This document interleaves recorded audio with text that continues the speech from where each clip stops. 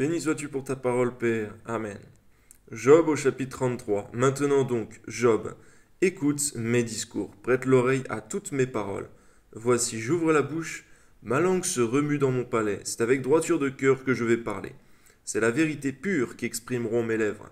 L'Esprit de Dieu m'a créé et le souffle du Tout-Puissant m'anime. Alléluia. Si tu le peux, réponds-moi. Défends ta cause, tiens-toi prêt. Devant Dieu, je suis ton semblable. J'ai été comme toi, formé de la boue. Ainsi mes terreurs ne te troubleront pas, et mon poids ne saurait t'accabler. Mais tu as dit des paroles à mes oreilles, et j'ai entendu le son de tes paroles. Je suis pur, je suis sans péché. Je suis net, il n'y a point en moi d'iniquité.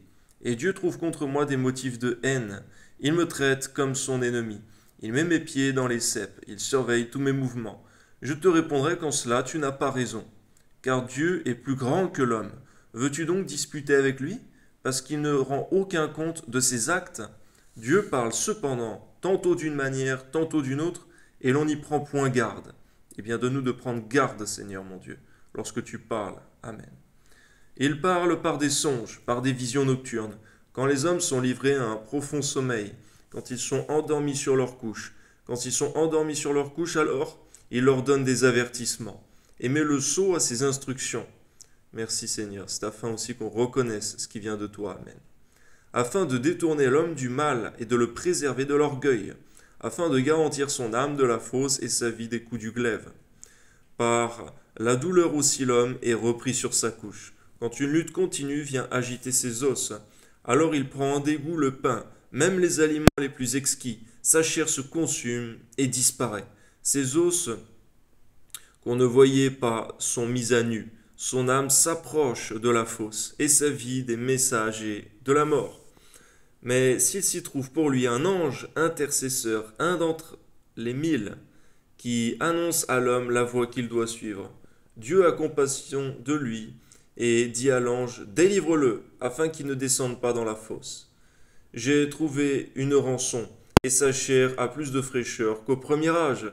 Il revient au jour de sa jeunesse, il redresse à Dieu sa prière, et Dieu lui est propice, lui laisse voir sa face avec joie, et lui rend son innocence. Merci Seigneur, parce que par le ministère des anges aussi, Seigneur, nous voyons, Seigneur, que le monde spirituel est bien plus puissant et important que le monde physique. Amen. Il chante devant les hommes et dit, j'ai péché, j'ai violé la justice, et je n'ai pas été puni comme je le méritais. Dieu a délivré mon âme pour qu'elle n'entrât pas dans la fosse, et ma vie s'épanouit à la lumière, gloire à Dieu. Voilà tout ce que Dieu fait, 2 fois, 3 fois, avec l'homme, pour ramener son âme de la fosse, pour l'éclairer de la lumière des vivants. Sois attentif, Job, écoute-moi, tais-toi, et je parlerai. Si tu as quelque chose à dire, réponds-moi. Parle, car je voudrais te donner raison. Si tu n'as rien à dire, écoute-moi, tais-toi, et je t'enseignerai la sagesse. Amen.